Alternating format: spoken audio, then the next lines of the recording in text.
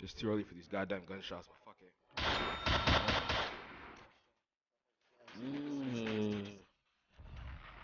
Hunters Club in the building. Nah, that's fire. That's fire. I can't even lie. That's fire. That's fire. Cause you know what? Sometimes niggas come up to you like, yo, I got a song for you to play. I'm already like, it's about to be the okie doke. But this is fire. It's like some Golding shit. So shout out to the artist, King Cruff. It's very, very hard. Please do not strike the video down. We're just trying to make an intro, fam. Support. But listen, man, it's your boy Oscar Daddy, direct Poppy James and Poppy, aka Let Me See What's in the Pants, aka Just Playing My Relationship and I Really Don't, aka Young Denzel. Stop playing with me, I'm him, baby. Let's get it. Come on. I don't know if you could tell by the intro now, but I'm a little hungover. We shot an episode here yesterday. It was an amazing episode. Shout out Big AB. That was fun. You know, after that, you're a little juiced up, you're a little sauced up. You're like, let's go out. Let's go out. Your apartment's right here. Let's go out. Did that, and god damn, bro, went crazy over there. Lots of drinks. Too many drinks. But it was fun. I regret nothing. What was the vibe like at the apartment last night? The vibe's always good when I'm there. So I was like, I don't, you know what I mean? Like, I said I walked in. yeah, come on, man. It's me, bro. Come on. You love that spot, though. I don't like the way he said it, though. No? I don't like the way he said that. I was like, I'm an apartment rat. You know what I mean? Because we know the apartment rats. Yeah. And I feel like I don't qualify under that because I've been going there for so long that at this point it's kind of like I'm just one of them. You know what I mean? You go in spurts. He says a regular. More than spurts, but yeah. You're part of the family now. Exactly. He goes to the barbecues. Yes. I'm sorry, what? I said you go to the barbecues for like the workers and stuff. I mean, I don't get invited to that yet, but I mean, we'll make that happen. You guys heard the voices, though. We have two very, very special guests on the couch. I'm going to go ahead and let you guys introduce yourselves. Yeah, well, I go by the name of Splash GB. Can you bring the mic a little closer to you? Sorry. A little closer? Yeah. I hear you. Yeah. Because you guys got the voice right, bro. The bass is bassing right now. I'm fucking with that, bro. I go by the name of Splash GB, Hunters Club very own. Yeah. I go by the name of Henny Knows. Once again, part of the Hunters Club. All that good you know what I'm saying? And we're here. Yeah, you can swear out here. Okay, we can swear. Yeah. I'm trying to say, PC, So I got kids in there. Oh, you came to the wrong place, brother. I'm sorry about that. I realized. You're in for a ride, I bro. saw a bottle and I was like, okay. I'm going to tell you right now. Good luck, nigga. I said blessed. But now we have the two guys here. You guys mentioned already, Hunters Club, right? Yes, sir. Talk to me about what that is and how that started. Hungry niggas take riches savagely, bro. You know what I'm saying? That's a sick acronym. You know what I'm saying? It's just, we started off early. Henny came up with the game plan. Yeah. He hit up a few of us earlier on in the inception stages. It was myself. If you know Karen from Black Owned. I don't know Karen from Black All Owned. Right, Black Owned T.O. Yeah. If anybody Shout out knows Karen. her, shout out Karen. She was a part of the original team as well. Yeah. Shout out Gola. We also had Steven. Steven was on the original squad, and we started doing parties. That's really how we got into it. It was like, yo, let's do our own events. We see a lot of the movers and shakers doing their thing in the city at the time, and we were doing our sneakies thing. We were doing apartment. We were doing Weldon back in the day. If you guys remember Weldon, I don't way remember. back. What was that? It was a college strip. Weldon was just like down the road from apartment, but it was like, I'm not down the road from sneakies. Yeah. But it was Okay. on college, and it was just like a bit more new school, a bit more upbeat back in like 2013. Okay. The Molly days. Little Italy area. Everybody was on that Molly water. Everybody was. I definitely You was know, not. there was a Toronto scene. That wasn't me. Oh, That wasn't way me. back. I wasn't Now, doing I that. was way too scared for that. I was not. And then there I was- saw people fucking off Molly. I'm like, I'm good. There was the eyes. When a nigga's in the club, dancing with his own headphones on, you know something's up. Well, that's a good time. With his own headphones on? His own headphones on. So he left the house saying, I'm going to hear my music in this environment. Yeah. Let me DJ. That's a madman. That was 2013. Shout out to Weldon. Shout But out we to- just saw things going on college, and we're like, you know what? Let's do our own thing. So we had our own name. I don't know if anyone wants to talk about what our original name was. No. You know what I'm saying? I'm going to drop it. We were New Sky Entertainment first. New Sky Entertainment, just like the Asian restaurant on Spadina. That's when we realized there's a problem here. You can't be the Asian restaurant name. People thought you were takeout, eh? Damn, that's crazy. But we didn't deliver. Bars. So we had to switch it up. Yeah. Switch it up. Okay. New name, Hunters Club. Fire. Yes, sir. No How'd vowels. you guys meet? So I used to run with his bro, me and his older brother, as well as another one of my other homies. Shout out Danny and Stacks. We just we just partied out downtown during the college days. And then, you know, his brother started bringing Splash and his other cousin Gola out. Shout out Gola one more time as well. Okay. And yeah, we just started clicking up, honestly, just regularly. You know how you see niggas like regularly every single time? Yeah. And it took, you know, you can't just meet friends off the first one. You got a second one, not even. Like the third one's like, okay, I sussed you out, you know. Yeah, cool. yeah. We dap each other up, then bam, it's like, okay, we're the same age. Yeah. We're kind of, even though we're different, but we kind of have the same experiences, to be honest. We both understand how to move correctly in terms of like, we're not too, you know, hood and that shit, but we also not too like fall into the white traps. We know how to move into different circles. In terms of like environments, we didn't want to be staying at like one particular area. We like to move around. So we just kind of clicked up that way because it's natural for us. And like he said, in terms of the parties, we're just out here downtown trying to be hungry. College areas, you know how everyone's in college, you want to have fun, you want to have parties, you want to do this, you know, girls and all that good stuff. So that's what we were doing for the longest time on the side. Experience based too is like mostly we worked a lot in entertainment. Yeah. It's like we worked in those spaces where people were partying already. So I worked at a music nightclub for a bit. And he did his thing in hospitality as well. Yeah, I was in restaurants and shit. We're just like, yo, let's take our inventory of people, Rolodex, and mix it together and see what we can build here. That's fire. And we did promoting for a little bit to a bunch of clubs. Like honestly, every club in the city, I would say we touched. We touched Lost, Wildflower. Lavelle, we've been at Lavelle. You know, Apartment 200 a bunch of times. You know, the list goes on and on, honestly. Our first joints were crazy, like Boonda Lounge. We started off in the trenches, bro. That's nice. Remix Lounge, if you guys remember that. Like, bro, in the trenches. But we really dug our way out of that. We're still doing it. A lot of condo parties, too, though, I would say. Even condo like, parties that was our main thing. So you guys started, that's what I wanted to ask you. That's what you started doing, right? We were condos first. Like, condo parties, all the APs. Like, after the club, we're like, okay, where's everybody going? We rented out a spot. We wrecked that spot. Like, we done birthday parties in people's houses that we just destroyed. Damn. I'm sorry. You guys still friends? Yeah. Okay, that's like no. We didn't. They weren't there. That wasn't their houses. We hosted parties. Okay, I'm gonna tell this story real quick. Like B&B thing? Yeah. So shout out Shooks Mills. So it was Shooks Mills' birthday party. He's born in February, so we rented out a spot. It was on Queen and Bathurst area. It was like someone's nice little house off of Airbnb. You know what I mean? I had to go to work, so I dropped off the stuff early, like 3 o'clock. We prepping. You know, we already knew it was gonna be crazy. Okay. So we drop off the DJ equipment. I was DJing that night too. Oh, you DJ as well? Yeah. Just like back in the day. DJ Henny knows. Back in the day. Don't let him fool you. Nah. You don't lose those skills. Go on. And we came back. I went to work. I came back. The place is full, like packed. Like this is someone's little house. Like it felt like maybe like a little bit bigger than this. Honestly, like probably the same size. Honestly, that's a fine. What year is this? This is 2000 and let's go 16. 16, yeah. That was a hot summer. 2016, yeah. We used to do parties. Was a hot summer, yeah. It was wild. So we had like 200 people. He packed it out with all his freaking people from the mills. Came in there, packed it out. I was DJing, it was sweaty. Mans are smoking inside, obviously. And then obviously he wants to do his birthday toast, so he gets 2 bottles of champagne, shakes that sprays it all over the place. I'm like, nah, man.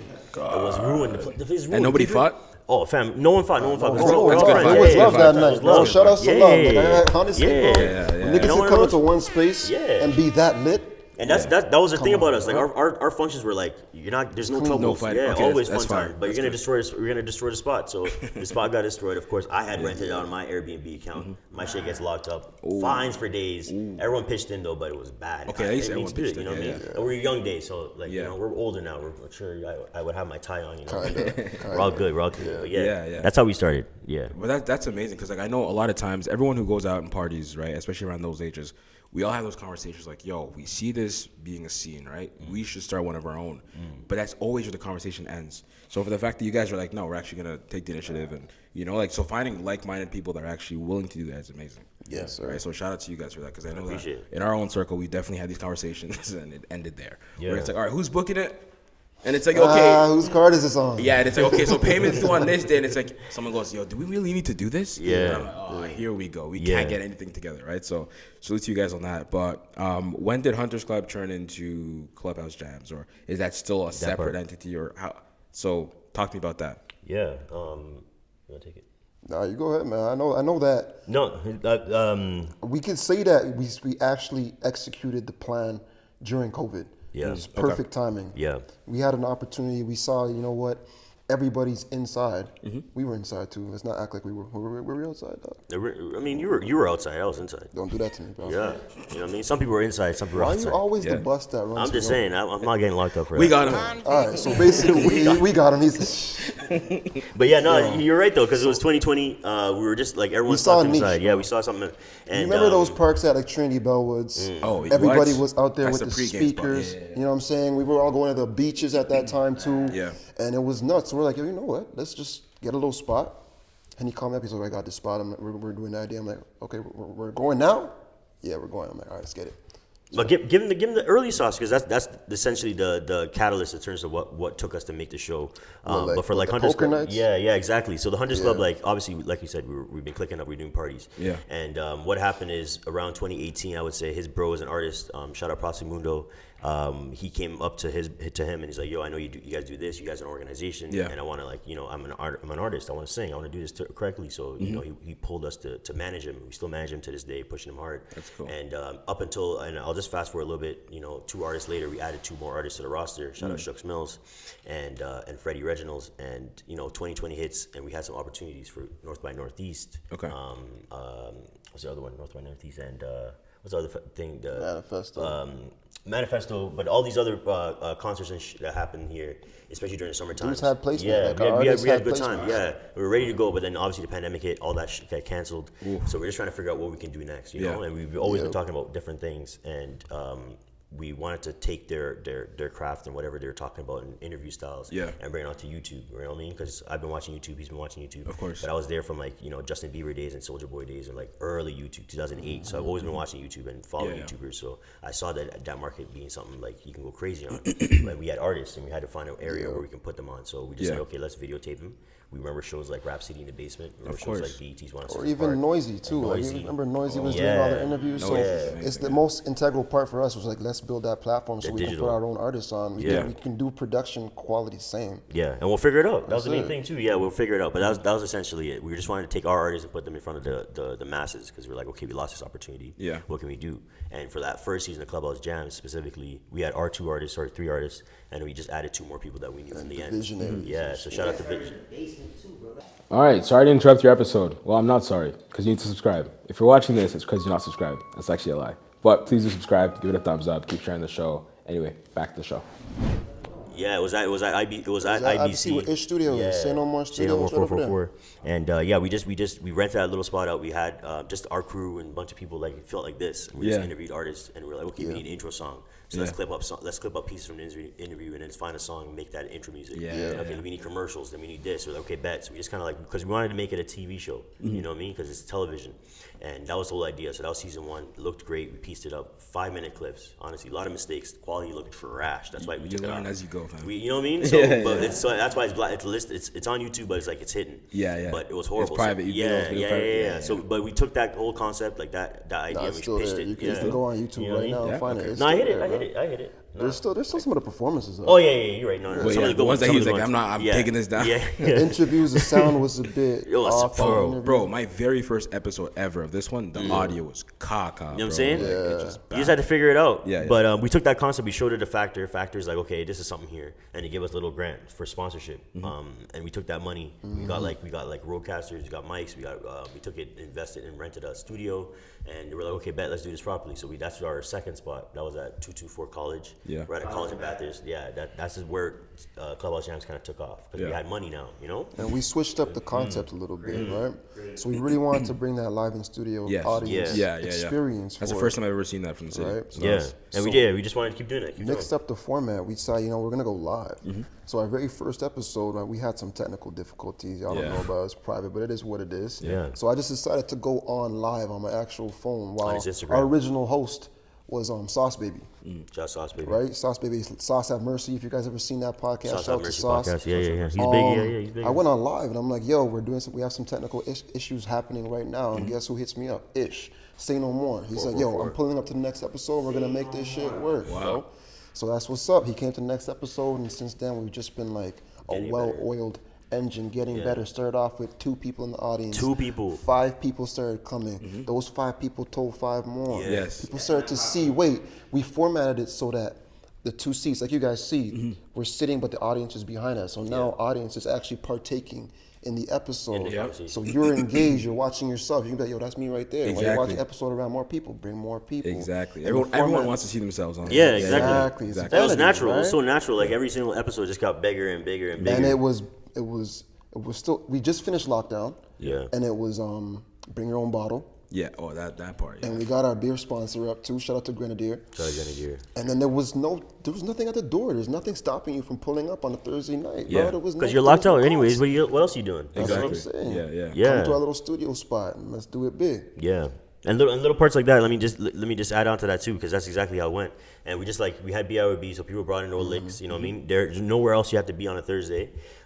We had a balcony outside on in the studio that we rented, so the spot was sick. So people were like, okay, this is outside, this is inside. Performances outside. Our director, shout out Evo, took it to a whole nother level, like bringing it to like level. So you know, he made sure it was moving like a proper organization, production team. So that made people come in. They're like, okay, this feels like something. People like came in, set started coming in. And Phil, shout out to set when there's still space now. Yeah. And the team just kept on getting bigger and bigger like that. Like naturally, people were like, okay, you need this, you need that. Okay, come help us, you know? Yeah. And they're like, okay, let's take it upon ourselves and just start organizing like that. Yeah. And that was season 2. And by the end of that season 2, season finale, we had Lou Breeze. Shout out Lou Breeze once again. He shut that down. Like we had like I was there for that one. It was like 120 people in that building. 123. It was we got the boot. We got kicked out of that right after that. Couldn't even use the space. You're like, yo, bro, you guys are supposed to be 40, 60 She cut me out, people. yeah. Like, Yeah. It was you know She's what like, I mean? Henny, you told me it was gonna be 40 people. Everybody has to go. Like, you know, it was wild though, because we looked at it. Me and him were looking at it. I was like, damn, we did this shit. You know, like it was crazy. So that made us like, okay, season 3, what are we gonna do? How are we gonna make this even better? You know, there's no excuses. We have the audience now. People love the show. They love the concept. We're gonna make it better. And we always focus on the event side of it. You know what I mean? Being inside. And we're like, this is a YouTube-based show. So season 3, we have to focus on the YouTube side of it and the digital side of it, consumer, people who are watching it behind the scenes. You know? Before you even get into season 3, you brush by so many. It's a lot. Things. Sorry. No. I'm saying it's great though, because things like being able to get a grant, right? That's not something that's easy. Figuring out like a grant writer or whatever, like getting approval, knowing exactly who to go to. How'd you guys get all this information? Was it passed on to you guys? Just looking like. How did you figure that out? Yeah, that was straight up just looking. It goes back to the artist management part. Actually, I'll say that's what I want to bring up. So like you said, you guys also have artists too. So go on. Yeah, no. So like with Mundo and Shooks, like obviously we've applied to Factor before, and we've like went through the whole list of what they fund and what they can give up. And you know, with the show, because it is a music related show and it has that aspect, we do fall into Factors and a lot of these music related organizations requirements. You know what I mean? So we can apply for them. So when the show was going to the second season, and we were like, well, how do we get money for this to make this proper? We're like, okay, well, it's music related. We can apply for this. We got shot down a lot. I'll tell you the honest truth. Of course, that's how we applied for like 5, 10 or something. And only got the one sponsorship. Was that for Shooks? No, for the second season of one of the artists. We got our foot in the Oh door. Mundo. So Mundo got an artist development one too. So we've seen success there. Okay. And I figured out the way, obviously, in which they want the words to come out. Okay, so the first one was for your artist. For Mundo, We've gone. The beautiful part about that is we learned that once you get your foot in the door with an artist, they feel more comfortable. Your name is now in that system. Yeah. So once you reapply, they're like, oh, it's you we guys know again. The content is verified. Okay, gotcha. Cool. Maybe we can put you in the running for this grant Yeah, opportunity. exactly. Yo, give us more money. No, but and same thing. Look, Real talk. But with Factor too, because one of the sponsorship that we got. Shout out to Anthony Johnson. He's a black man that was over there. Yeah. And when I pitched him the season 2 for this, he saw the potential of it. He's like, okay, this is what you got to do. You got to fix this up. You got to do this. And it's like that. Yeah. He helped me with that. I love people like that. You know what I'm saying. But unfortunately, he left like after that season. So he's like, this is what you got to do. Make sure you do this. Yeah. That was great help, and that's the reason why we were able to even get that funding, because people saw the potential in the show. And saw the potential in us. You know, based on what we delivered. And we just tailored it again for season 2. Season 2. Packaged it correctly, sent out the emails, just fill out the documents. And something I'll say, like in terms of my background, I worked in consulting in restaurants and management, so I know how to like that business planning side and all that good stuff. Like I can do it. So I put it together. So I'm not gonna be like, okay, anybody can do this. You know, like you can figure it out. That's the main thing. You can figure it out. You just got to do the research, and that's all I did. I just did the research. Yeah, that's what I wanted to get to as well, because I'm like this. not to contradict what you just said, but it's like not everyone can do this. Yeah. Right? So it's like you have to have some kind of knowledge and, like you said, business planning, right? That's where your skill set comes in because, not everyone can just kind of come up and say, I want to make this thing happen. This is how I'm going to do it. Yeah. You have to have some kind of knowledge in that, right? And that's what I love about our team, honestly, because because it is such a very team, but between me and him, like he's the more so front-facing person of it, you know, and he has that suaveness, so get the crowd and all that good stuff. So I have to be behind the scenes and doing my part and just the technicalities. So as he's elevating the show further and further, I'm like, okay, how do I make sure we have the pieces in place to take this to a different level? So we're all just kind of pulling together our assets. It's like systemize. Henny will systemize it. Yeah. I'll try my best. You know what I'm saying? Like you guys are a great team. You guys do a great job. You guys execute very well as well. Yeah. So talk to me about the artists. What are you guys doing with these artists? Our personal artists or the ones that come on Jamz? Your personal artists. Oh, okay. Yeah. You wanna go? With the artists, it's really artist development. Okay. At this point, because Toronto is a very, very competitive market. So we're definitely just trying to do things to push them in the right direction, get them the proper publications that they need. At this point as well, it's getting out more content. Yeah. So no matter what we want to do, we always want to look at an artist and be like, yo, what are you doing? Because you need more stuff going right now. You need more tracks. Let's set up plans for you. 3 months. We want 3 months ahead so we can actually have the proper time and the proper resources for you to put out projects, right? Yeah. Because you can't just say, yo, I want to drop something next week. I know you saw the quality of the effects. I know you saw all the production that went into this. Why aren't you subscribed yet? Please like and subscribe. You drop it next week, and then what? Okay, what's the promo behind it? Yeah. What's the strategy? I'm posting on my story. Like like that's it. And then you don't even want to engage. Like, how are you gonna? What game are you gonna play into? Yeah. Like, are you gonna do the antics? Are you gonna do the TikTok thing? Are you gonna make a dance out of this? Like, it's business at the end of the day. Of course. It's very business oriented right now. Like, you can have all the artistry in the world, but if the business ain't right, it's not going nowhere. Yeah. So when did you discover that you had this skill set of managing artists? Me? Yeah. I feel both like of you actually. With managing artists, for me, the way my take on it is more A&R. Like, I have a skill set with knowing sound. Yeah. Knowing what sells. And I have a great skill set when it comes to knowing people's emotional level or what they can handle. Yeah. Or what they need to do in terms of, it's time for you to do this. It's time for you to be in the stew. Why are you at? What's the point of you partying right now and posting these parties, yo? Yeah. Post you in the stew, and just because you're posting you in the stew doesn't mean you take a couple pictures of you in the stew. Actually, be working while you're there. Yeah. You know what I'm saying? Yeah. Making those connections is another specialty I have as well. Like, I'm a connector. If I know, yo, Duke, you're doing this platform, I know somebody at Universal who you need to connect with. Yeah. I'm not gonna be the guy who's gonna try to leverage that. I'm gonna say, you know what, Duke, let me just plug you in. Yeah, please do if you're doing something, please. You know what I'm saying? we did find out. Hell yeah. I know that's my specialty. Yeah. But we will plug you in. We'll give you connect as it is. Absolutely. Yeah, of course, new season of Clubhouse Jamz dropping. I don't want to drop that tidbit too early, but I guess I did. Yeah, no, we're going to get to that. Don't worry. You know what I'm saying? We're going to have you plugged in for sure. All right, perfect. Season 3 now. Before we get into season 3, I just realized I never actually asked you guys what is Clubhouse Jamz. So no, great question. Yo, as of right now, great question. As of right now, Clubhouse Jamz is a live event broadcasted directly to YouTube. It's standard video countdown format. Top 10, yeah. Top 10 countdown. So you have a host, you have a guest, you have a live audience, you have commercials, DJs as well. Everything in space. So it's very urban oriented. It's very hip hop. We do push content, like you're saying. We do ads, we do commercials. It's basically like how you'd view a standard TV show ever since the 106 in Park, like you're saying. That type of format. Yeah, but on YouTube specifically. And we focus, and a spiel that we give every single episode is like we focus specifically on Toronto, almost always. We've evolved that. We've evolved that, of course, but I mean, every season is different too. So like you said, we started off with our artists. Yeah. We moved season 2, local artists. Season 3, now we're interviewing Juno-nominated, Juno Award-winning international artists such as Cranium. Who knows what's gonna happen in season 4? I mean, Ander Charmaine. So it's beautiful to be able to still showcase Toronto talent, and we will have the opportunity to do that. So all you Toronto artists, blue checkmark or not, hit us in the DMs. We also have shows like From the Ways too, where you can actually reach out. We have open mics happening this month. It's April. Let's get it. Yeah. No, I agree, exactly. And we try to give as many opportunities and different things as possible. Yeah. But with Clubhouse Jamz, Yeah. like you said, it top 10 video countdown show, very reminiscent of 106 and Park and Much TRL, Music, yeah, TRL, yeah. all that good stuff. And we just wanted to create that same thing.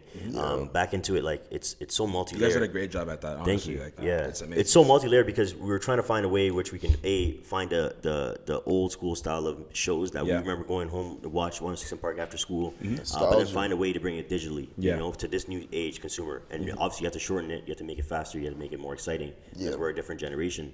And that's what we did. We just found a show and found a format that fit that specifically, and we're still tweaking it. But the whole premise of it is a TV show. Yeah, we're built as a TV show. We have a production team, we have cameras, we have everything like you need for a TV show.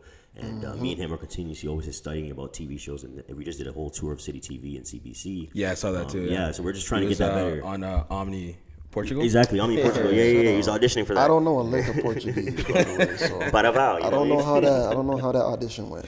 But yeah, so we're just trying to fine tune that because we want to make it. We want to make it to that same level. I think we obviously I know it's Netflix era and Amazon and all these different things, but I don't think the consumer for television in a model that was made that way is needs to be dismissed. You know, I understand streaming. You know, we all do this YouTube thing. Yeah. But there's certain things that we can bring back from the old days that can really work well now. And the music is never going away. You know what I mean? So yeah, that's what we did. That's essentially what Clubhouse Jamz is. No, exactly. I've been on set there, and it's a whole production. You guys keep scaling it from season to season, just seeing how you guys level up. So that's incredible in itself. Yeah. Splash, talk a little bit about you. When did you start hosting? Because that's not an easy gig to have, right? I mean, I'm a host of a podcast already, and that can be, sometimes you have a guest, you're like, fucking hell, bro, right? So I can't imagine what that's even like, because you're doing this live, right? And I mean, talk to me about that. Yo, first, I got to commend you, man. I got to give you your flowers right now, because I've been watching you do your thing, and your cadence, the way you segue conversations, the way you keep the balance, you control the room, and I really appreciate what you're doing, bro. I see you going far, brother. Thank you. As a host, really kind words. Taking notes from this guy. I'm trying to calm down when I'm talking, bro. I'm trying to calm down more and stop being so animated because of this guy. He's cool. Nah, cool. Man, you're a very, very good host. So I'm just trying to be like you, bro. This guy, man. Put black people in the room always. Just trying to be like you. You know how I started hosting? It's so funny you asked that question. So originally, let's go to the blueprint of what Clubhouse Jamz is supposed to be. Me, Henny, chilling at his crib, shooting ideas back and forth. Yeah. We're supposed to have our homie Shaq interview. Shaq's from London. Tom, motherfucker, he's huge, bro. He got the London accent. So we're trying to think of ways to make the show more engaging. So we're like, yo, let's get Shaq with the London accent, you know, and get interview artists. It's very attractive, appealing for the audience, right? Shaq couldn't do it here at school. God's like, nah. So we got Sauce Baby to do it, and he did the first season. And the second season came around, and there must have been a few difficulties. No, Sauce just says shout out Sauce Baby again. He has his whole podcast, the whole thing. His own thing. He has he's traveling. He's been to Barbados, Costa Rica, Portugal, all these places. So he has his own setup on YouTube and what he's doing. So shout out Sauce Baby, but he couldn't commit to doing another season. You know what I mean? Because he had to fly off. And yeah, sorry I cut you off. That's where you left off there. Yeah. So it was just an audible. It was more like, yo, okay, fuck, we need a host. Who's gonna do this? And like there was an episode where I was just like, yo, I'm just getting in the rhythm. I'm listening to what people are saying. I'm like, yo, this is just freestyling. You know what I'm saying? And like, I can have a conversation at any point with anybody. Yeah. So I'm like, yo, let me hop on that. Like, yo, Evo looks, he's like, yeah, put Jay in it. Let Jay do it. Jay's doing it. And I'm like, okay, I'm doing it. So 2-2s, now I'm interviewing Madara. 2-2s, I'm now interviewing Trey West. And then we just kept going with it. Interviewing Stay Out Late and all these individuals. End of the season, I'm interviewing Lou fucking Breeze. And we're sitting there and I'm feeding off the energy of the crowd. Don't get me wrong for a moment though. I was sweating. You were sweating. What? My pits going nuts. Mind you, though, my heart's just pumping out of my chest. That studio was hot. It was tiny. Remember, it was not meant to have that many people inside of a studio. So yeah, that's why it was also hot. That too. The lights were on too. Yeah. Oh, the lights, brother. Yeah. The lights was bright, and it was Thursday. Sparking. It was a lot for me. It was a lot for me, bro. And it wasn't easy. And I'm still refining it, like you said. Yeah. But it was just God. God just said in the moment, yo, you're up. Yeah. This is what you're doing. And I guess it worked out. Yeah, season 2 onwards. You're a really great host. And even from being on set, I'm seeing this guy being the QB of like everything. All right, off in 10, we got this going on. You put that freaking bottle down. Like you're coordinating this whole thing, and all of a sudden, and we're live. I'm like, holy shit, this is a fucking production. You know, and it's like you guys complement each other so well because you're the one that's, you know, you're controlling everything from behind the scenes, right? Making sure everything's being where it's supposed to be. Did you always know you wanted to take that role of being behind the scenes and not in front of the camera? Yes. I would say yeah. Never. It was never. Yeah. I mean, like. This guy's gonna try to be cool at the end. No. I'll tell the honest truth. I'll tell the honest truth. So I grew up. Of course, I was watching TV like mad, like growing up. Like my mom was not allowing me to go outside as much as possible. So the main thing that I did was watching TV shows and television. So I watched everything, like everything, fam. No matter what you think you have seen, I've seen it. So Friends from white people, Living Color. I've seen Martin. I've seen Chappelle's Show. I've seen Frasier. I've seen Seinfeld. Like Seinfeld's amazing. You know what I mean? I was watching those shows. I was watching the white shows. I was watching the black shows. Fam, I was watching shit in French. I was watching shit in Japanese. Like I was stuck at home. You know what I mean? And I love television. I love stories. I loved hearing it, like Seven Heaven. Like I just love watching television. You know what I mean? Price is Right. Jessica Biel was on the that's list, what I'm saying. bro. So even pop culture now, like I know these artists, actors, because I just like watching television. I like being in that thing. And I always like storytelling. So even in high school when I was applying, I didn't tell you this. When you're applying for colleges and universities, I applied to go to Ryerson's media program. You know what I mean? But I didn't get in because I didn't take any media programs. I didn't take anything to do with that in high school. I was like, oh, last second, I love television. I want to go here. Obviously, I didn't get into that, and I fell into food and beverage and management and that side. But at Ryerson still? No, I went to George Brown. Then I went to the accredited program, so I got my degree straight. Stupid ass Ryerson. It's all right though. It's TMU now, by the way. TMU, stupidest name ever. But yeah, so in terms of now, fast forward. So I've always been doing management and working with people from that aspect. So I guess my brain's always been in organizing and keeping things in that strategic plan. And then when it came time to 2020. Like he said, in 2019, we were like, okay, we want to kind of bring this digitally and take our program better. It came natural to be like, okay, I want to do television. I want to find a way to bring television, but onto YouTube. And in terms of the behind the scenes stuff, like I remember working in high school. Like the first thing I did for drama class was working a play. And I was one of the stage managers. You know, like they gave everybody assignments. You're an actor. You're doing props. You're doing this. I was part of the stage management team.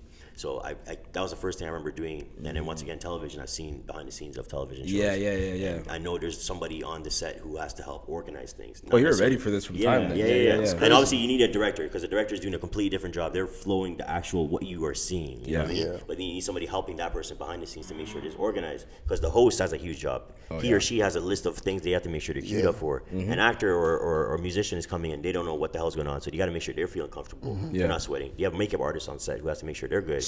You need someone who's prepped. You know what I mean? You have production assistants to help make sure the cars are wrangled, but then as well as things are coming in. So you're just having that one person in the studio who can keep everything organized. And like I said, from the background of working in restaurants, from that scene, it just helped me come and kind of do this. So and that's the cool thing about life.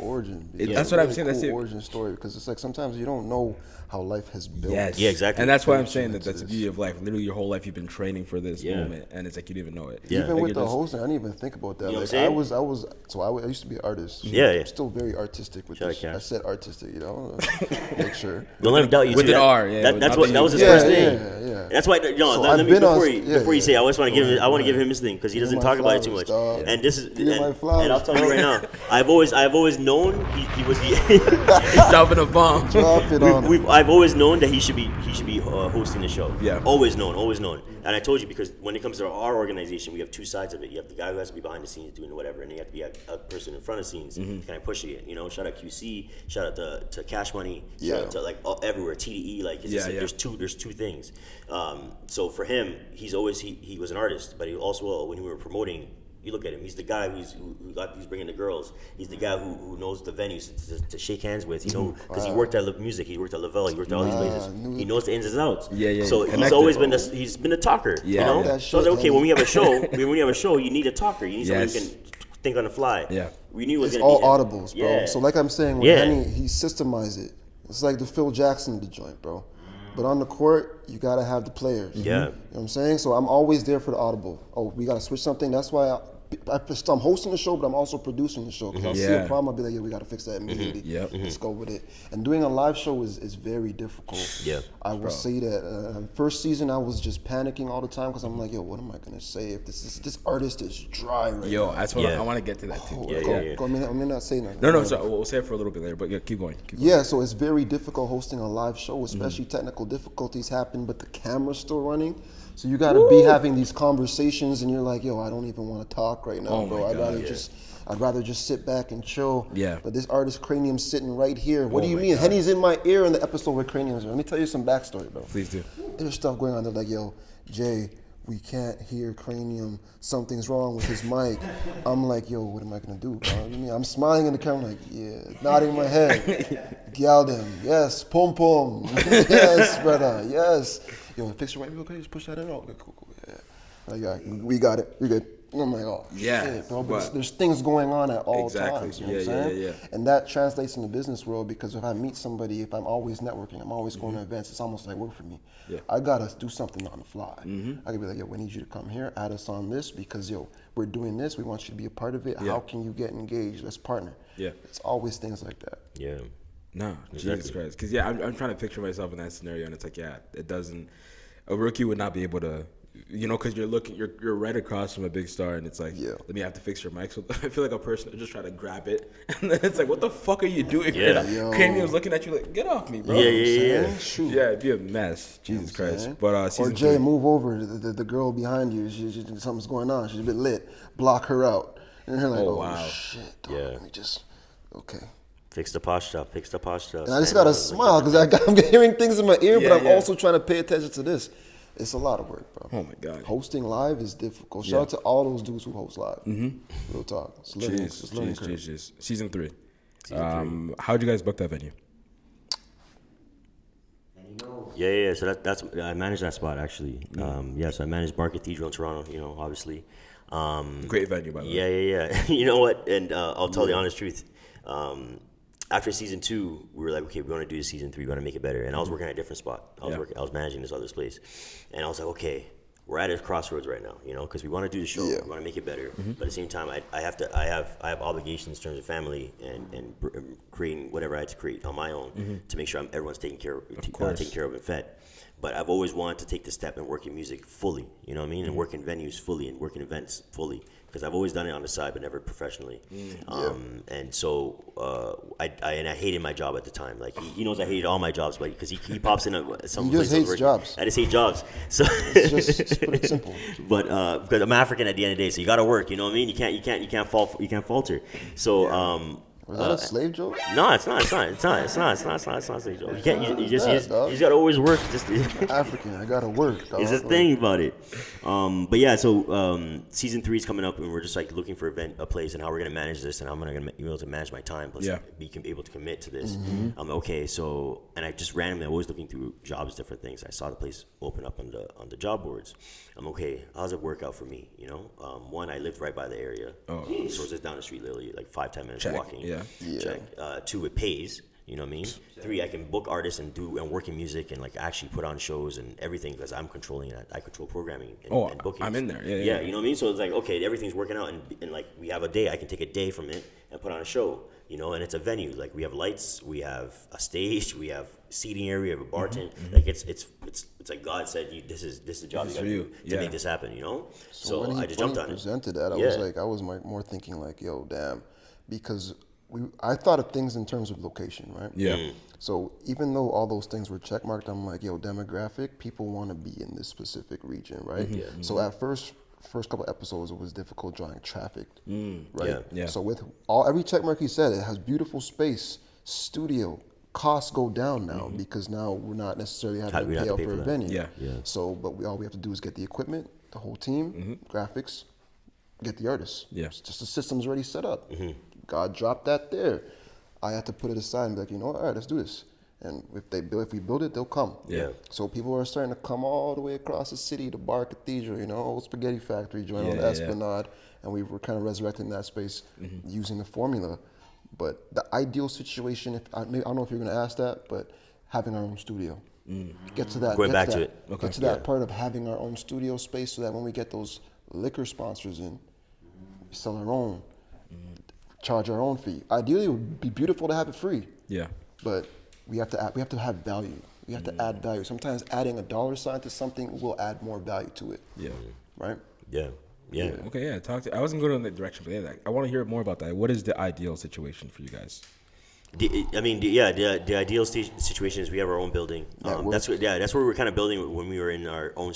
We had our own studio that was being rented out for season 2, and the idea is to kind of find another. Well, not find, but get to the point where we can actually have our own space where we have it fully controlled. Love setting film studios here. Yeah. You know what I mean? Something just like this. You know what I mean? We have our own space that we can just continuously have a hardline built.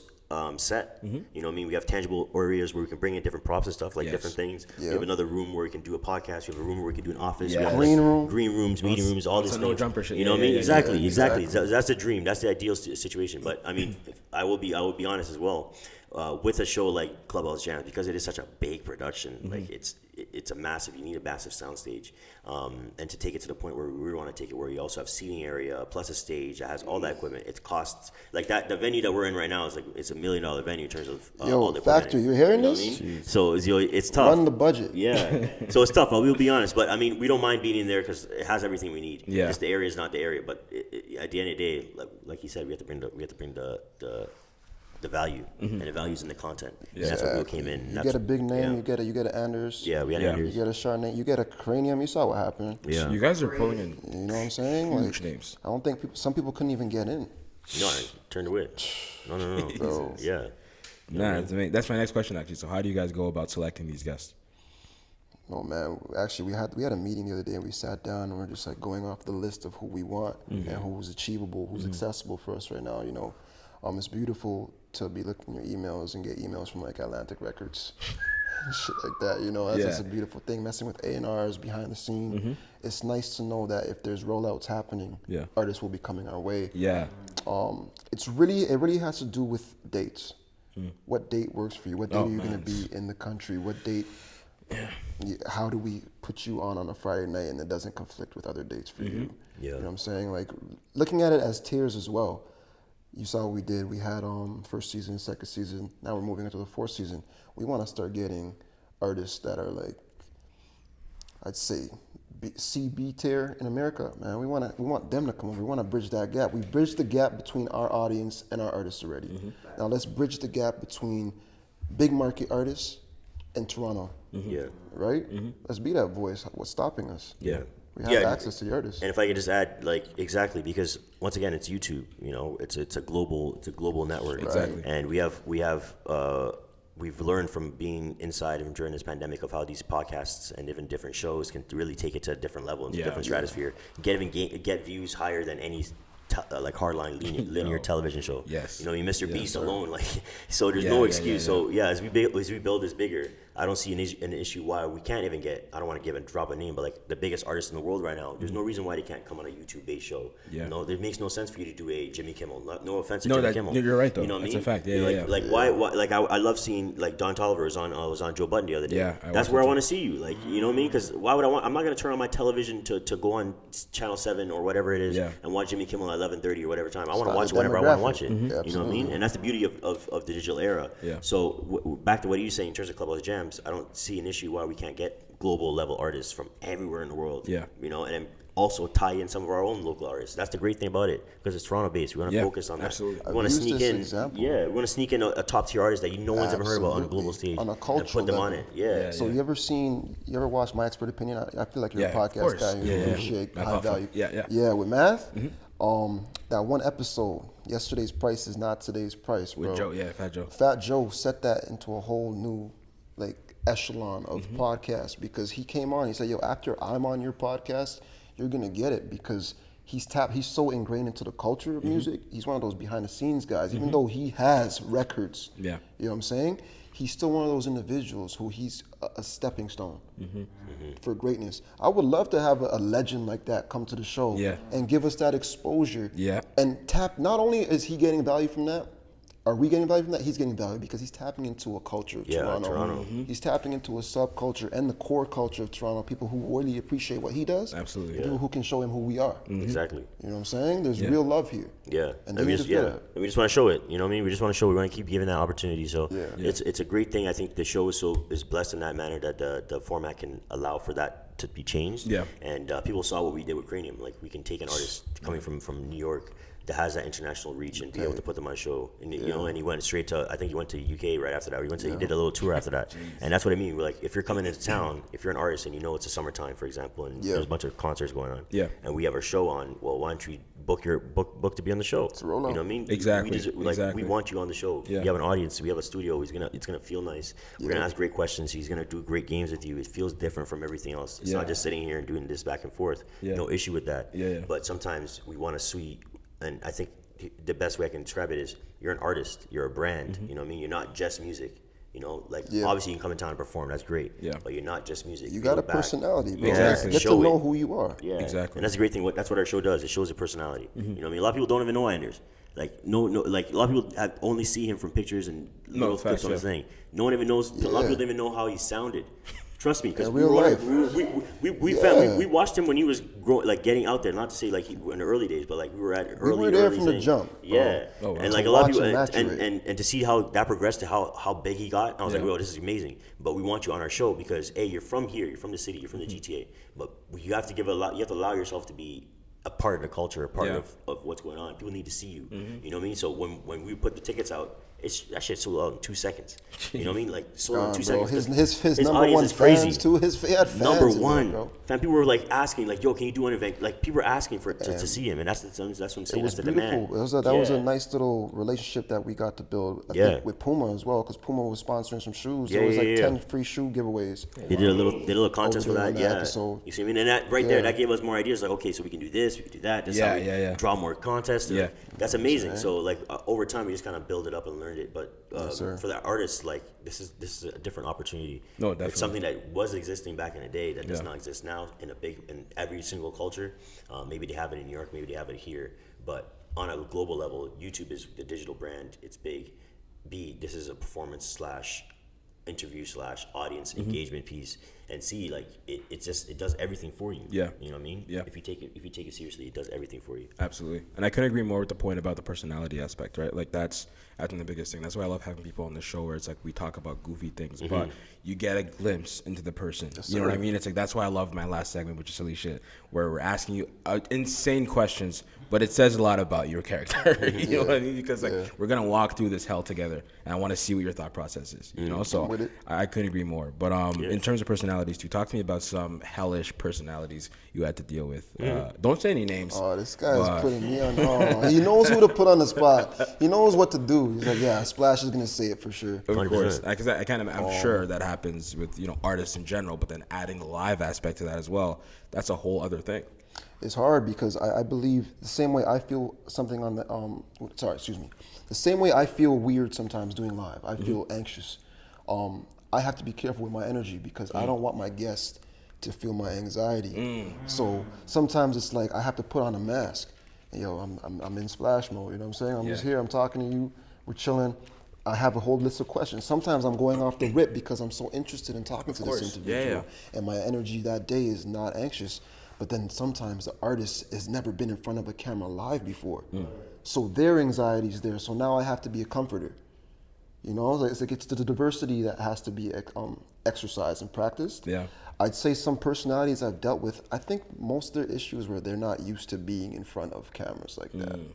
So you have to really draw it out of them, and it gets annoying because in my head I'm like, damn, bro, just be you, just relax. How about let's just tell them the cameras aren't on or something, you know? Like, what's one of the worst things that's happened, bro? You were telling a story before we shot. As I was about to say, I was gonna make reference to that. I'm like, I know that. Don't drop the name, but I mean, it's not necessarily a bad story, you know. Some individuals, feel as though media training is strong in here. Keep going. Oh, no, absolutely not. I'm raw. I'm just discussing. I'm not expose everything.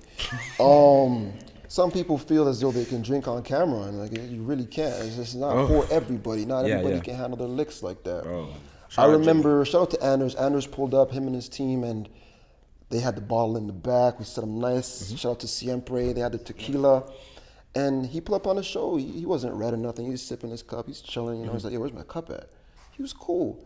So other individuals, you know, they want the bottle before the show starts. Oh man. They want the bottle. They want to drink half the bottle and come on the show. Before the performance. Before Jesus the performance. Christ. You gotta perform. Stumbling through the words and shit. You know what I'm saying? Y'all know my shit. Y'all sing this Y'all shit. sing this. Why am I singing this?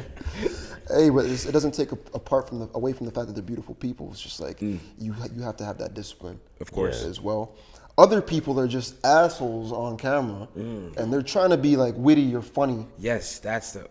Keep going. and they're trying to say, "Oh, I'm from this place." Well, and they're trying to be sarcastic and like, "Yo, but this is not translating well." So if you can That just part. like Yeah. calm it down a little bit, Yeah. and just tell people who you are. Yeah. And you know, like, why were you in LA? Like, it's just, Yeah, you yeah. know, like, come on. Like, Yeah. there's certain individuals who do that, and there's certain individuals who are just too cool for school. Yeah. That part. You know what I'm saying? Like, we don't need you to be like, yeah, you know, I'm that guy. Yeah. I'm from here. And Yeah. I've always been that guy. Yeah. Like I don't do what other people do. Like I just do. Yeah. So what does that have to do with the song you just dropped that I asked you about, dog? Like, how you get into that creative Honestly, process? I don't even like answering questions like that, yo. Why are you here? Yeah, like- like so many interviews Yeah. I've seen. I'm like, this guy is just. Why are you here? Yeah, bro. Like, I don't really answer personal questions.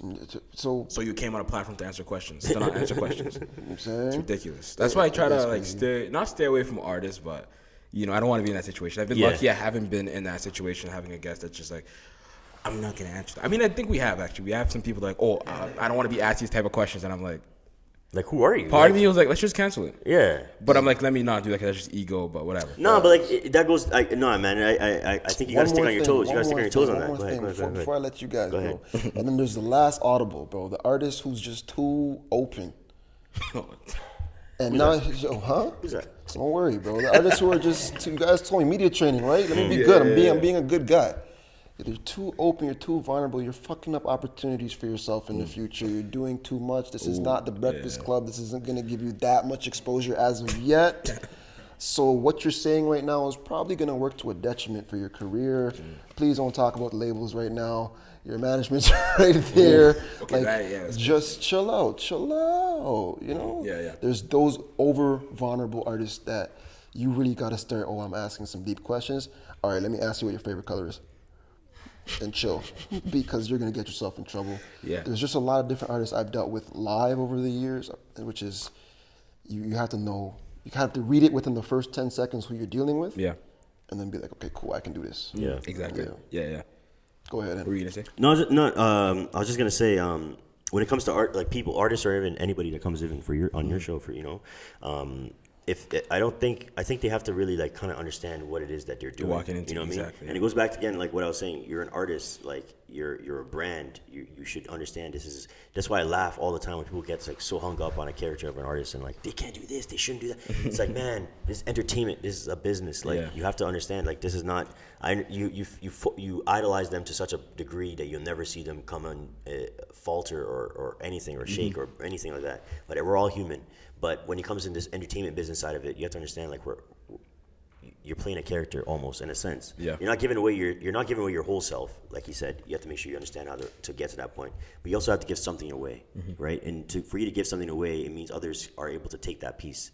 And when you're sharing like that, when you're on this platform, for you example, you're a personality now, and you're getting audience, you're getting fans, you're getting people who are probably emailing you and getting all these different things, comments, like because you're being vulnerable with them. Facts. So if these people are not prepared to be vulnerable with you, to be on a show like Clubhouse Jamz, or to be on the ROTM podcast, or anything, it's like you're not ready to do it. You know what I mean? No, I you're tell right. you, like, just sit down and be a viewer. There's nothing wrong with being behind the scenes and watching. That's what I'm behind the scenes. I like to watch. So if you're not ready for that, just come take a seat back here and chill out. But you're not ready for it, and don't try to throw yourself into the conversations. Like you're not here for it. You're not built for it. It's okay. You know? That was worthy of a bomb. That was worthy of him. That's 100% accurate. This guy said you're not built for it. You're not. Yes, he's right though. It's okay. Yeah, exactly. And that's the second part too. It's okay. Do your media push-ups, bro. Yeah. Do your media training push-ups, dog. No, that's a fact. That's a fact. Yeah, All right. right. Let's pivot now into a couple headlines in terms of news that I want get to it. bring up to you guys. Let's see. So this one kind of broke my heart. Not really, but it was sad. I don't know if I want to play the video or if I want to go ahead and just talk about it. But this is one of the things that people have been talking about it for quite some time. It came back to light recently, and yeah, man, I think people were right. But listen. No, you're not doing this right now, dog. Why you did this to us? Come on, bro. You made it seem like it was a serious All right, joint, so bro. I put the video on the screen. You guys saw who it was. Yeah. Brittney Spears, dog. So many of us were on social media saying, yo, we need to get Brittney out of this whole deal. She can't even use her social media. She can't even do anything. This is terrible. Free Brittney, right? I was like, yeah, that's kind of messed up. Why is she not free? And as soon as as soon as she got her phone back, naked on the gram, and I'm like, oh. That's why. I saw earlier, I'm like, oh, this is why. And people were like, no, she's just expressing her feelings. It's fine. And things started getting worse. It was just like weird naked pictures, and then her just doing weird things. And lately, is this video of her dancing in this red dress. Yo, let me tell you something. Look like her front is itchy. Like, go on. Yo, let me tell you something, bro. Even before she was free, Brittney was on the gram making these dancing videos, brother. Was she? Absolutely. I know this. Don't ask why I know this. Yeah, I'm gonna ask you why. Some girl showed me the video. I'm gonna answer the question before you ask me. Some girl showed me the video. She's like, yo, Brittney Spears. I'm like, why do you have Brittney Spears on Instagram? It's a whole different conversation. I saw Brittney dance. I'm like, yo, what is she doing? Why does she look like a wet noodle, bro? Dog, it's bad. That's what she's doing. But if I was that rich, I would do what the fuck I want to do. Like, white girls in the club who are broke dance like that. She's rich, dog. Yo, speaking of white girls in the club dance like that, fam, yesterday we saw this shorty on She the looks couch. like Fusilli noodles. I knew that. Fusilli pasta, bro. The spirally one. You don't see how she moving? Fam, we saw this girl. Okay, that movement is kind of similar to what I'm going to talk about right now. But this girl is on the couch, apartment 200, that's getting packed. She is doing the Chris Brown Take You Down by herself, though. On the couch. On the couch. On the couch. And security came around. I was like, they didn't even know what to do. I was like, we just looked at her for a while. Like, yeah, I guess Molly's still out here. Yeah. That's what I said. I'm like, She's still here. I think I'm gonna have to do Molly. But nah, she was doing that by herself. Like, this is insane. Back to the Brittney Spears thing. This is an apparent legend. Yeah. That's going. She's a legend. She's a legend. What is she going through? Richness? No, fam. She is sick. She is Nothing's sick. wrong with Brittney. You don't think nothing's Spears, wrong with her? bro. Like zero, nothing. She's a middle-aged white woman drinking too much wine, bro. What's different with her? What's new, bro? She's not well. No. Oh, but he's saying middle-aged white women are all like that. That's what he's saying. That's what he's saying. And she's rich, bro, and she never had a childhood, bro. She's probably going through her Michael Jackson. We're gonna phase. put the MJ and we're gonna put the MJ shit on her. Nah. Yeah, except she's. Excuse me, I'm going high pitch. Yeah, bro. Like I had to go deep for a second. Yeah, bro. Yeah, bro.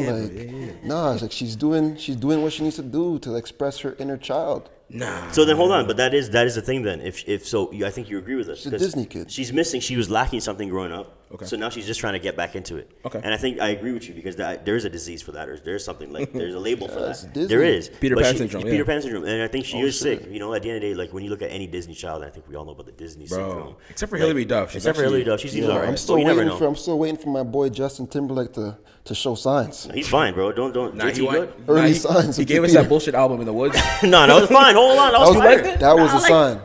That was fire? You're right. All his music's fire. I'm a JT fan, fam. Okay. NSYNC all the way, bro. NSYNC is fire, but that album. You know what I mean? But I like that 40/40 experience. The Shoots and tie shit? Yeah. Okay, like yeah. that shit was That was fire. grown. That was a grown. grown man shit. That told me yeah. that he's all right. You know That what I mean? Mirror song was That was Yeah. Jay Z though. You gotta get right on the track with Jay Z. Yeah. That one track? Yeah. That was fine. All right. That was fine. All right. That was fine. But yeah, I think for Brittney, specifically, I think she is sick. I think she's just lacking something. I agree with you. Yeah. I think the medication that she was probably taking when she was a child, because they probably gave her medication, That shit's expired. messed up her brain. She took it That's again. all, and that's all it is. So it's not. I'm not trying to blame her for anything. I think it's just a dependency that happened. I'm blaming her. Put the phone down. Yeah, and even her father. Like I heard a story about her father, like abusing her, like physically abusing her, making her do all these different things. And it's She's liberated middle-aged white woman. What's wrong with it, bro? Let her noodle out. She's gonna noodle out. But hold on, it's sad though because her children though are starting to disown her. I think that was the thing too. Her children are finding 7, no? her children are older now. Really? Yeah, they're all like 16, they stay in a time loop, yeah. don't they? Like, yeah. So now back to his comments. If you're a middle-aged white woman, I get that you can do whatever you want. But now you have children who are also experiencing discomfort. How old are they? They're 16, 17, 18, bro. They're older. 2 years or so they're like, yo, my live mom your life. is. You got They money. keep embarrassing them, the whole family online, fam. That's not. She's embarrassing herself. At a certain point, you can look at it and be like, yo, yeah, that's mom's. No, I can't say that. Yeah, it's just sad. Your mom is doing what on the gram? No, Dancing. No. Get your mom off the gram. Sorry. Really, it should be on the ground. No. I got another one for you guys. Is there such thing as being too excited to be in a relationship? All right, I'm asking you this because. So you're saying yeah, right? I'm talking about the Damson Idris and Lori Harvey situation, right? Whenever people see them together, they're like, Damson, act right. They keep saying, act like you've been here before. You know, they're just hating on his joy. Like, he's always smiling. He's always, just joyful.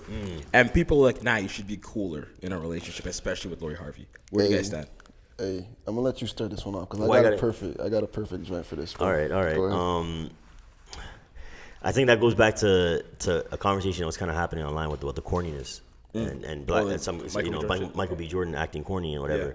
And I'm like, this goes back to, it's like that dude's just acting like himself. So do we want him to be himself or do you not want him to be himself? Exactly. Also, how are you going to tell him or how are you going to tell the girl that is with him based on how she met him and how he acts already to change how he is? Like that's what got her here. Exactly. You know what I mean? And I did why are we idolizing Lori Harvey so much? She's a regular girl. Like everybody's a regular human being. So if he wants to smile and be giddy because that's how he is in the relationship, that's how he is. If she leaves him for that, that's how she leaves him. But she hasn't left. Yeah. So she's just chilling. So everything's fine.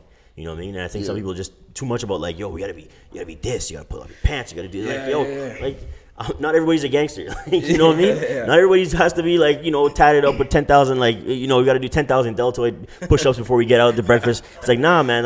He's a regular, he's a regular human being. He was supposed to be regular, and he's an actor. That dude's a millionaire. Like, come on now. He's also not a regular human being. So exactly. I always laugh at that stuff. It's like, let him be who he wants to be. And I get it, because I think the whole Lori Harvey situation, with her being so quiet, so stoic all the time. Yeah, we've heard her speak twice. Literally, I have no idea how she sounds like. No idea. Still, to this day. Her voice. So it's like, I think that's what it is. Like, okay, she had to be just like her for you to stay with her. And it's like, because she's so pretty, we want you to stay with her. You know what I mean? Do a black man thing. Make sure black people get together. It's like, I think that's what's going on here. Yeah. What do you think? All right, so the question posed was, is there such thing as being too excited to being in a relationship? Yeah. Fair enough. Yo, let's look at dude let's look at Bill Gates' daughter's boyfriend right now. Same thing. Yeah. Yo, I haven't seen a nigga smile like that. Yo, he showed the bottom teeth too, bro. He showed top and bottom. Every picture, he's happy. Yeah. He's loving it. I want to be that excited about a relationship. I'm jealous of these dudes. You gotta find the right one then. What the hell, You gotta find the right one. Nah, that's actually a scary relationship. I'm not gonna lie to you, because that's a get out for she sure. Can kill you. She can get you killed and nobody's gonna know about it. Yeah. That's the kind of money she has. Release the synthetic bees. You're done. Hunger Games. Finished, bro. Nah, shit like that would be terrifying. But I do believe there is such thing as being over. Too excited? All jokes aside, there's such thing as being too excited. I've watched I'm Guilty of It. Love is Blind. I'm one of those guys. You are now. Crazy. I never used to be a reality show dude. I'm never gonna be that guy, but go on. That's crazy. Yeah, that's what you're saying. Couldn't until be you me. kick up, right? Until you kick up. Can't do it. Yeah. When you kick up with the booth thing. I can't do it. You know what I'm saying? Yeah. Yeah. Those dudes and women are way too excited to be married. No, it's a good point though. It's 9 weeks and you're marrying somebody and you're amped. Yeah. And you've never seen them before. And then you're gonna divorce. The second week of marriage, I'm divorced. The second day. Let me tell you what, bro. You see a girl, her voice is sultry and this, and then and you finally meet her. She meets no category on your checkmark list, bro, except for her heart is beautiful because you talk to her on the phone. And then you have to marry her. Yeah, and slap for the rest of your life. Oh, heart doesn't keep you in a relationship for the rest of your life? Yeah. Listen, it's a healthy mix of a few other things as well. I'm not here to lie to my audience. I think bro. You know what? No, I'm not staying. I'm superficial. I'm shallow. I'll stay for the heart. Yeah, but I have to meet you first. You know what I mean? Like if the looks fade, I'm still there for the heart. Damn, how far can it fade looks though? Are gonna fade. You're right. Looks are gonna fade. It can fade, but like to a certain amount. I'm asking. I might pull the same thing that the billionaire just did. The guy who divorced his wife because she has Parkinson's. The Porsche guy. His last name is Porsche or something. Yeah. Heard about that. She got dementia. He's like, I'm out. Dementia. Yeah. That to me, I thought he was like, leaving her because she was old. Nah, she got dementia. She was like 74, and Exactly. he went for a 54-year-old. Of course. He found a young thing. Of course. That's how it goes apparently. Leo. But no, am I gonna stay for the heart? Yeah, I think I can. Damn, I stuttered a lot with that shit. Yeah, you're like, Yeah, because this is the hot seat now. Now you're sitting on the hot seat. I can do it. I can do it. I don't know about that one. You're staying for the Parkinson's thing now? Crazy. Sickness in health. Oh man. This guy said sickness and health. You're a good man. Yeah. You're a great guy. That's why he took the vows. Yeah, man. I'm gonna stay still. It's not gonna be easy. People are saying there's actually ways around it. You can just be like, yo, this is my sister. You bring your new girl around and I mean, because she doesn't know what's going on. She won't remember. But I didn't get me out of here that. right now. No, this is one of those. They said that. They said that, not me, man. Not me. He's got a second wife. There was something else I did want to talk, but secretary. we're getting a little long, so I'm gonna skip to silly shit. Let's get it. Before actually we get to silly shit, is there any music you guys are currently listening to? I just actually, I think I just downloaded the Tyler the Creator Deluxe. Yes. Yeah, sorry, not sorry on that joint. What do you think about Tyler, the Creator? He's creative. Yeah. As an artist, overall? Creative, bro. Yeah. He's What about his music? he's like a souped up version of Pharrell and Neptune's, Yeah. mixed with some futuristic type and neo souls in there too, and man, he's his own entity. It's his own lane. Yeah. I really fuck with Tyler's music. Yeah, no, for real. Exactly. I don't, but that's good. I don't. Damn. Talk about it. Why don't you fuck with him? Just not my style, honestly. I think that's okay.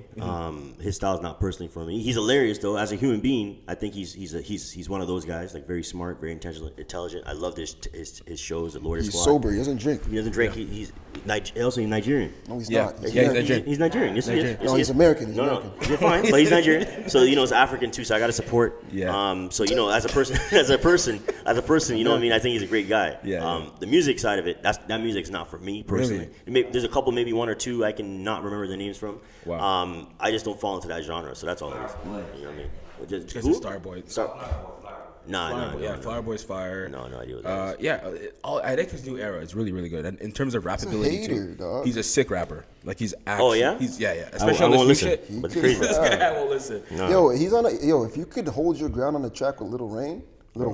He was on track with Lil Wayne. Yeah. Flower Bomb era. crazy. Yeah. Play that Not shit. listening to it It's again. on a track with Lil Wayne. It's on the new joint. One of DJ Drama all over the shit. That's another We one on a I boat. Yo. Oh yeah, DJ Drama's another guy I'm not listening to. But yeah, What? crazy. He put out a whole album With like, Dave recently. East too. Everyone's on there for real. For Yeah. real. Who? So many features. Oh, what's his track that stood out? He has a track where Don't even bother with him right now. Any Afrobeat stuff? no. Thank God. No, I don't want to hear that from DJ. Any UK stuff? Anybody like from UK Central C? No. I mess with Nux. No, but like on the DJ Drama. Oh, No. probably not. But he has that one song with whatchamacallit, Jack Harlow. No. Where he redeemed himself. Because I was not a huge Jack Harlow fan at all. No. But on this one, I'm a Harlow fan, bro. yeah. I rock with Harlow. Damn, Henny, who do you I like Harlow. I like Harlow's old stuff. I like I Harlow's heard old like stuff, his yeah. old, like his mixtapes. Sundown, Talking about that shit. Yeah, I remember that. But then Yeah. his album came out. I was like, nah, this is not The for me. newest one? Nah, So I was it's like, not it. you just went to some. Just fine. Be in your. Hey, man, it's alright. yeah. But sometimes when the industry's trying to make you that guy, you gotta drop that You gotta project. do whatever you bro. gotta do, Get and that's your okay. bag. And that defines it. Next so I'm project like, might be a bit more artistic. You might go Perfect. back into the rap bag. and I might come back, but right now, no. Yeah, nah.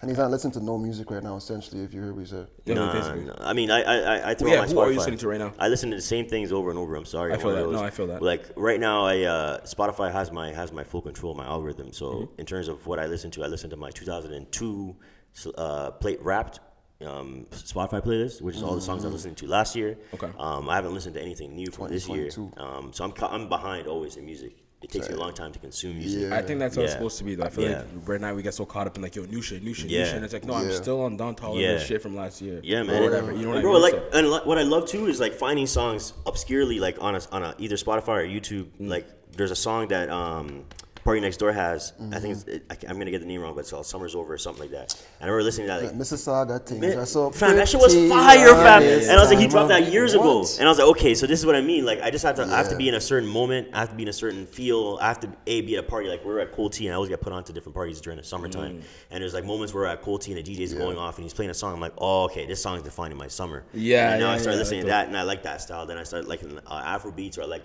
UK drill music for the summer, or like Brooklyn. So I'm always he laughs at me all the time because my genre is always changing. Yeah. Like I'm listening to reggae one day, I'm listening to freaking Korean K-pop, I'm listening to fucking. We're the same on that. I like, don't want to laugh always at you different, like that, bro. I be listening to Roy Ayers Yeah. some mornings. I wake You know up what I and mean? listen to jazz. Yeah. I subscribe to Jazz FM. I pay my $1 a year. Even Yeah. Oh, dude, that's You know what crap. I'm saying? I'm big on reggae right now, so it's been Reggae? reggae for a little bit, Okay. and that really puts me in my zone. Honestly, I Sister love Nancy, reggae, yeah? so I'm trying to also be a Rastafari. So, Oh, yeah? I'm adopting the culture slowly. You're gonna get the my the brother vest and here, everything? my brother here is teaching me slowly as I Rasta. take on. You know what I mean? So, Yo, he's racist. It's just racist, bro. huh? Nah, not that part. Yeah, You know don't do what I that, don't mean? do No, that, no. yeah. So I mean, I'll keep the meat part paused, and I guess I adopt all the other parts of it. I'll adopt all the other parts of Rastafari. I think, well, you know what I mean? Yeah. Fire. Yeah. That was Earthquake and I lightning. said pause though, no? Thunder. fire and brimstone. Quake. But all right, man. We're approaching the last segment, silly shit. So, like I said, the way we do it for opening up the segment is we do a shot. Back to the show, and just like that, we're back with alcohol in our cups. Well, some of us. Some of us. Shot to open up the show. Salud. Crazy.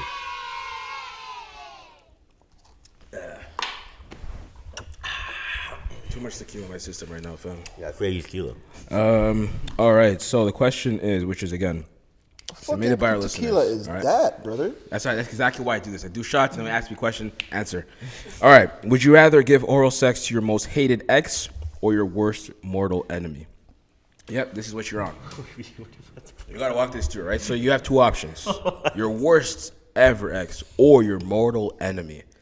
By worst, what do you mean? That's up to you, fam. No. It has to be a gal. It has to be obviously it's a It has gal. to be It's a worse. gal. It It's a gal. has to be It's worse. a gal. Yeah, let's clarify. Yeah, it's a gal. And Or what do you mean by your ex. worst? Like just a bad human being? Yeah. Oh, my worst. I'm definitely doing the first one. Your worst ex? Yeah, my worst ex for sure. It's an easy answer. It's crazy. I just Just because she's a horrible human being doesn't mean she's not fire. And the pokes was nasty. What? But you think the worst possible human being doesn't have fire pokes? Who's the worst female human being? Let's Absolutely, be bro. honest now right now. Who's the worst female human being that we can To think me, Jada Pickett Smith. Rihanna. Both the answers are wild. Both the answers, yo. I said to me. Yeah. Both. Doesn't What do you want matter, me to but say? that's my mortal enemy. That's What what do I'm you want me choosing. to That's say? going Hillary viral, Clinton? fam. I'm saying that right now. And you, yo. She has a navy, fam. She's I mean, come Yo, on. don't let this guy get by. He's Yeah, sly. no. He's I don't sly. have a female. I don't know any who's the worst female. You can. There's another answer. Your worst enemy. Yeah. Which one is it, man? I mean, it has to be a female though. That's what I'm saying. No, Oh, no, absolutely. that's your worst enemy. That's your worst enemy. Nah. I have no enemies. Nah. Yeah. But I can't imagine doing any of that because I don't go down, so it's crazy. You know? You're a fraud. Rastafari, let's I told you, go. I'm adopting the culture. I'm adopting it. And straight up, like I'm from Ghana too. It's like Bro, those niggas probably eat the most. Oh, what? Yeah, bro. 100%. What? we're blessed other ways, It's like a cooling function. Like that's air conditioning for y'all over there. You know? A cooling function is crazy. If I gotta pick though, You got I'll do the enemy. Okay. Yeah, female Who's enemy. your worst enemy, man? I'm gonna go hit Hillary Clinton. Oh, You know what I mean? I'll take her. Yeah. Where's God. she making niggas, bro? I guess she did a lot to niggas for sure. She definitely did a lot of In crime. prison, and a lot of niggas But is in prison. like I said, this segment shows a lot about You personality. eat Hillary Clinton You know, out, that's dog? what he wants to do. This is Wait. what the segment We brings had up. to choose. You chose, man. I said I don't do that in the first place, so it's never happening. To set up the frame. In an imaginary world, I would pick the evil villain. I'm talking about my real world right now. Yeah. Okay, That's I'm me. A bad person, Rihanna, and I'm doing that. You said Don't worry about it. That was a joke. I said I'll do the first one. I'll do the first Yeah. one. You do the first X, it's X. yeah, worst ex, and then Then you'll do Rihanna. Crazy. and then Hillary crazy. Clinton. That's a horrible choice for you, hey, Rihanna. Oh, so bad. I know. That's what I'm saying. Damn. Someone's got to do Suffer, it. Someone's got to do it. Got it. Rihanna's the worst person, hands down. That's, Damn. yeah, in my eyes. But thank you so much for coming on. This has been Yeah, another man. episode. Oh, that's the one question? Nah, you That's gotta the hit one us with another question. That's the joint. one question, man. That's all we do. I'm all in. You got me drinking Invested. You tequila. love Yeah, that pod that's now. exactly. He's loving it. He's having a good time. exactly. So I don't get to play games with other hosts, so yeah, it's like that's a my fact. first time getting engaged. No. We're gonna have you back on because this one I wanted to really just hear your story. Next time I'm gonna have you guys on some bullshit like we're literally gonna be talking about like, Okay. just new shit. Or, No, like, it's you know, our silly actual shit. So I'm for that. yeah, but I wanted to get this. You know what I mean? Get your story out, and then like I said, we're gonna have you back on. So please do plug anything you guys want to plug. Where can they find you? All your links in terms of socials are all gonna be in the bio. So Yes, sir. don't worry about that. You know what it is. It's Splash GB. Splash Bailey's on Instagram. That's Henny Knowles right there on Instagram. Make sure you follow the individual accounts.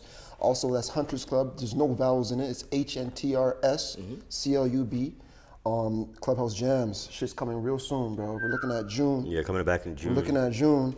So Fridays, at we're gonna do Clubhouse Fridays Jamz. as well. It's on do Fridays Fridays. this year, bro. We're New blessing. premiere. We're blessing the that's community actually and crazy, culture, bro. We're going at it this year. There's no excuses this Yeah, season. that's After amazing. parties are gonna be nuts. We're going all the way into Caravana season, so you know it's gonna be insane this season. We're gonna lock brother. down some big artists too, so your people are gonna want to pull in for sure. Huge. You got to know For about sure. From the Ways, though. I talked about it earlier. From the Ways is a concert series we're doing all the way up to Clubhouse Jam starts. We got one happening May. It's gonna be huge. But we're gonna talk about the one April 11th. It's gonna be an open mic. So all you artists, if this gets dropped before that date, who knows? This could be dropping in about 3 weeks, I believe, because we have a bunch of episodes in the back right But now. just know about From the Ways, it's a concert series that we do. We like to keep it consistent during the season for Clubhouse Jams. We won't be doing it, but after that, we'll be back probably September, October times. We'll be back with From the Ways. We give artists in the city an opportunity to showcase their talent. Honestly, we've had some of the best fucking concerts in the city 100%. for this year. Like the roster, like the bills, like the actual acts on it. Like we really try to The artists we find put genres together, that are crazy. they mesh really well, man. Yeah. And we also have a band, by the way. Like we have our own shit. band that My we like band. to throw in there. Shout out to the boy band. sir. And they come in, they support a lot of different shows. So for like our fire. Valentine's Day From the Ways episode, like we Yeah. had 3-4 acts, and we just like, yo, we want you guys to do this with a band. They're like, okay, let's do it. So they all rehearsed with them, and then they brought in something crazy. The feels in there was something, and we want to keep doing stuff like that, you know. Fire. Hello, it's Daddy Vintage, and you just watched another episode of the ROTM podcast. And the thing is, why are you still here and you haven't subscribed yet? Like, subscribe and get more of these videos because you get to see niggas like me. Oh, but I can't swear, can I? Anyways, ta-ta. But yeah, Shout out to all the people who paved the way in the city as well, man. We really appreciate all the work you've done, from promoters to DJs to hosts, even hosts. Oh man, shout out to Marlon and those guys over Yes, there on their man, team, Palmer, Extra Rowan, yeah. Gravy, bro. Shout out to you though. Thank you for having shout out us to you on too, your bro. podcast, bro. Oh, thank you. yeah. Thank you. Thanks This for is coming on, massive, man. brother. Yeah. Honestly, bro. Yo, real quick. So we have a bunch of other shows as well. Like Hunters Club is the behind the scenes, like the corporation side of it. Obviously, all the shows are underneath that. So Clubhouse Jamz is one of the shows. Yeah. We have our own show called the Hunters Club Podcast, or just Not the even Hunters Club. podcast, it's It's the not, Hunters yeah, Club. just the You're Hunters welcome Club. to it. And we did that last year, and because the Clubhouse Jamz is such a big operation, we kind of faltered with that, so we had to drop it. But now we're bringing it back, reigniting it for season 2. It's just season 2. Yeah, so we're just gonna be doing more shows, more conversations, but like you can actually get our personalities. But beyond that, we have a bunch of other 2 more shows we want to also do, kind of focusing on different areas. One with just specifically for DJs, and another one for entertainment based / actual conversations. So Hunters Club, y'all remember Hunters Club is a corporation. We're a network now. We're like BET, but on digital. We're like Fox but on digital. We're like Rockefeller, Revolt, Puma, all that good shit. We're just putting it on YouTube. We're gonna create our own ecosystem and our community, and yeah, we're just building from here. Fire. Trying to build too. Holla at us. Factor. Up that budget, please. Investors, Also, investors, we're looking for investors. sponsors, investors, all of that. Networks. He said Revolt. I'm trying to be on that. Barstool. Trying to be on that. Let's get some meetings going. Let's go, bro. make it happen. You'll see he has an amazing podcast too. Don't Yeah, man. sleep Tap in with on Toronto. Duke. Don't slap. We're just trying here, but AKA your girlfriend's best friend. Come on. AKA, come on, bro. Come on. Every AKA in the book. AKA. you know what I mean? That guy. Well, now you heard the guys. You know where to find them as well. You guys could have been anywhere in the world, but you decided to be here watching us. So for that, I'm super appreciative. Please do continue to share the show, give it a thumbs up, and then we'll be back again in a week, and then 2 weeks, and then 3 weeks. We out. Boom. Hold your frame. Hold the frame. The black man can. The black man can. The black man will. We out.